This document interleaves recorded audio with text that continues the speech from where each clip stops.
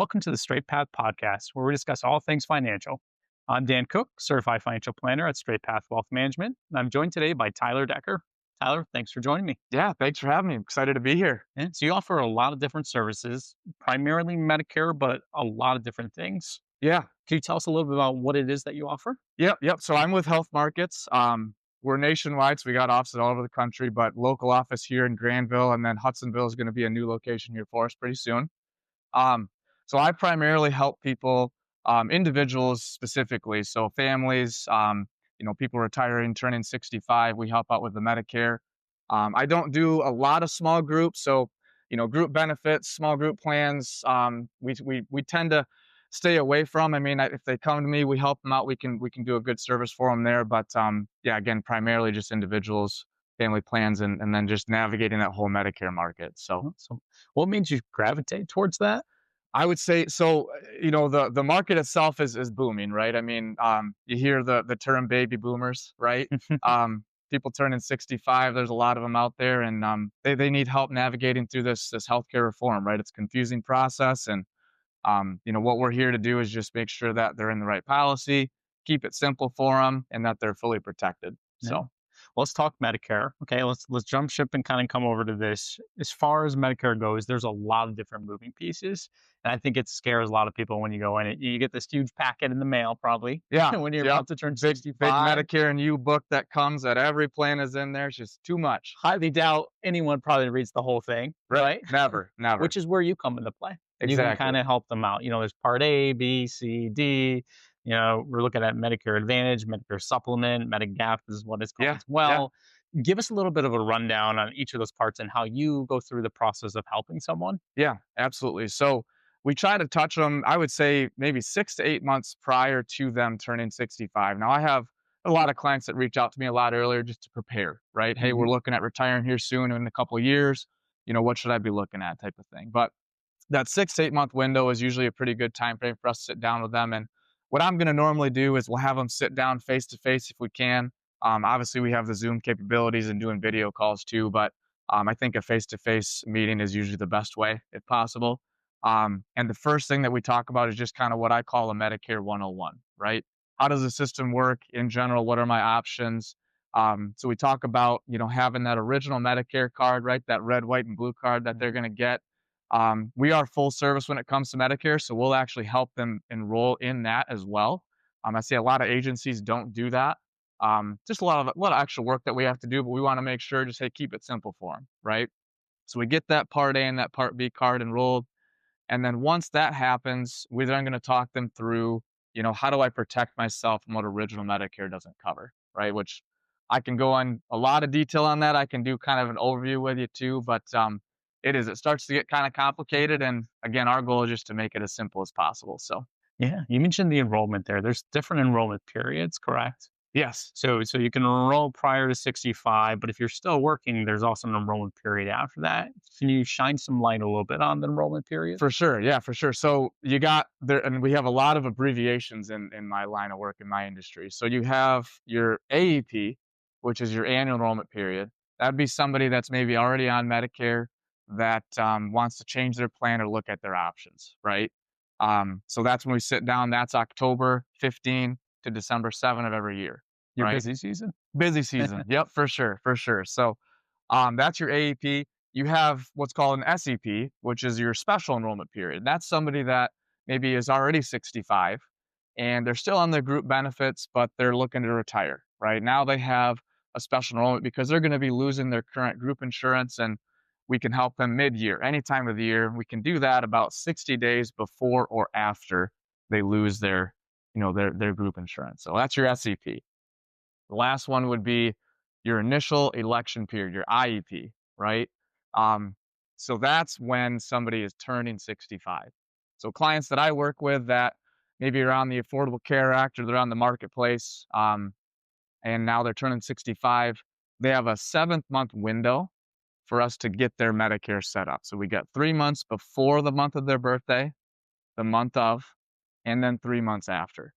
And we're going to try to hit them before, right? We want to get the ball rolling and get their coverage in place as soon as they can.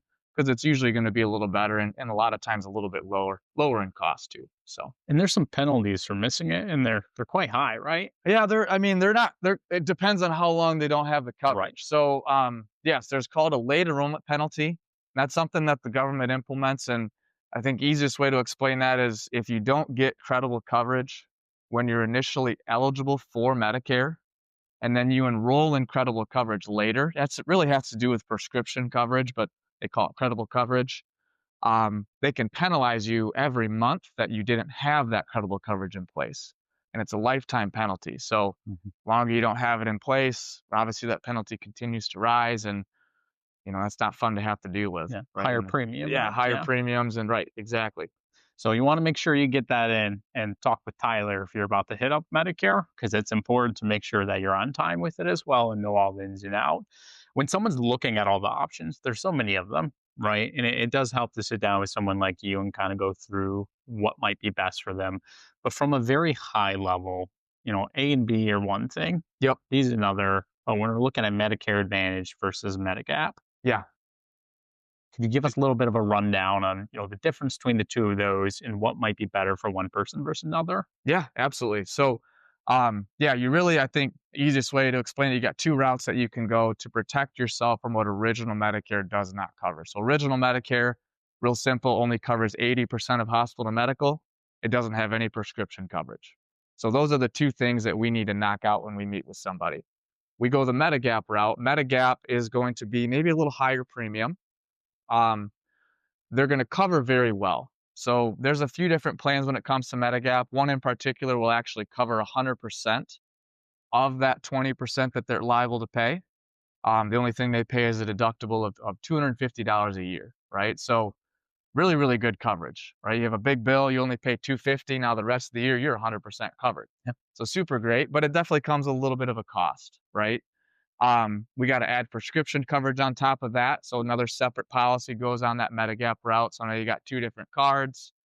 If you want dental, you want vision, then you got another separate line item. So starts to add up a little bit. Very, very good coverage. Just again comes with a cost.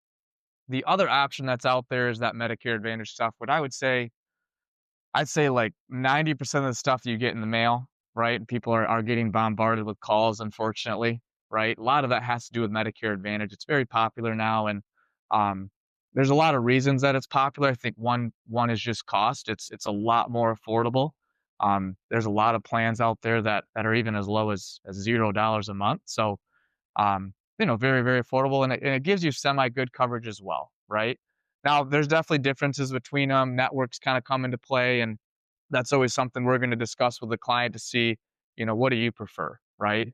The Medicare Advantage will include coverage for the 20%, but it does it a little bit differently, right? It's going to be instead of 100% coverage, you have copays that you pay. They will include prescription coverage embedded. They'll include some dental vision, and then they get that extra stuff that people hear a lot about, over the counter money, right? The allowances, right? The flex card, so to speak, is kind of a big key term that people hear, and gym memberships, right? Free gym memberships, silver sneakers is a good term people hear a lot about. So they pack in a lot of benefits, right? Make them look really appealing. But I truly believe I think it's always up to the client. It's a personal preference. My job is just to show you what's available. What do you like best? I can guide you a little bit too, right? But in the end, it's always their decision. Yeah. So Now, as far as Medicare goes, is there anything that people should avoid when they're looking to sign up? And is there anything from a top of mind or some tips that you would have for people out there watching? yeah, for sure. So number one, I would highly recommend not doing something over the phone. Um, you're going to get a lot of those calls, especially when you're turning 65, and 9 times out of 10, those people are calling from out of state, so they're not local. They may know the market a little bit, but are they going to know it as well as somebody that's actually living here in our area, right? So that would be a tip. Obviously, do that to your discretion, but I would not do something over the phone. Um, I would say, do a good comprehensive approach, finding somebody that is going to be able to look at multiple options, if not all of them, versus being a captive agent and only being able to look at one, right? So that's something that I think is really unique about my agency, specifically with Health Markets, is we are a brokerage, right? So we go get contracted with the major carriers, so we're not limited on what we can look at. So that'd probably be my biggest tip is make sure you're doing the shopping, right? Now you not necessarily have to do the shopping on their own, right? Have somebody to do it for you so they know the products and they know which ones are going to fit you best. An expert is always there to help you if you Yes, need to. Do you give free consultations on Medicare as well? 100%. Yep. So Okay. there's absolutely no fees, no extra costs of any kind to use me. Legally, I'm not able to even charge a rate. So I just simply get commission from the carriers. Just to be really upfront with people, they simply commission me. One thing that I really appreciate in that line of work, I'd say, specific to Medicare, is they all pay me the same. Doesn't really matter what plan that they pick; it's always the same commission to me, right? And they do that on purpose. They don't want me to push one plan over the other. In the best interest of me, it's always in the best interest of the client. Awesome. And that's what we're always looking for too. Yeah. So, as far as pre-Medicare, someone retires before 65, we kind of look at the marketplace then at that point, and you do work with the marketplace as well. Yes. Yep. So we're full service when it comes to health insurance. So we can do everything ACA related, so Affordable Care Act, marketplace plans, private insurance as well.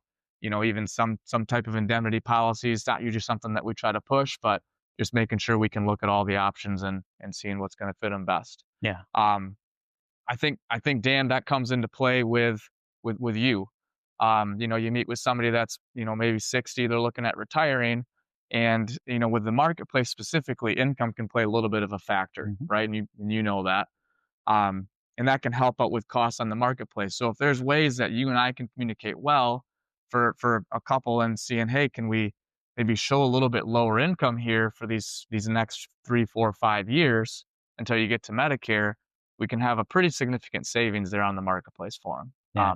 And doing taxes in house, we look at the premium tax credit all the time Okay. Yep. with that. When you're looking at the marketplace plans, do you have something you specifically look for each, or is it going to be person to person? Person to person for Okay. sure. Depending on if they want flexibility with their network, if they're okay with doing maybe more narrow network plan and saving a little premium, that's something we're always going to look at with them. But things that kind of play a factor when we look at the ACA, where they live matters. So counties and zip codes will determine policies available to them. Um, income level obviously with the price, but then doctors, prescriptions, how they're using it.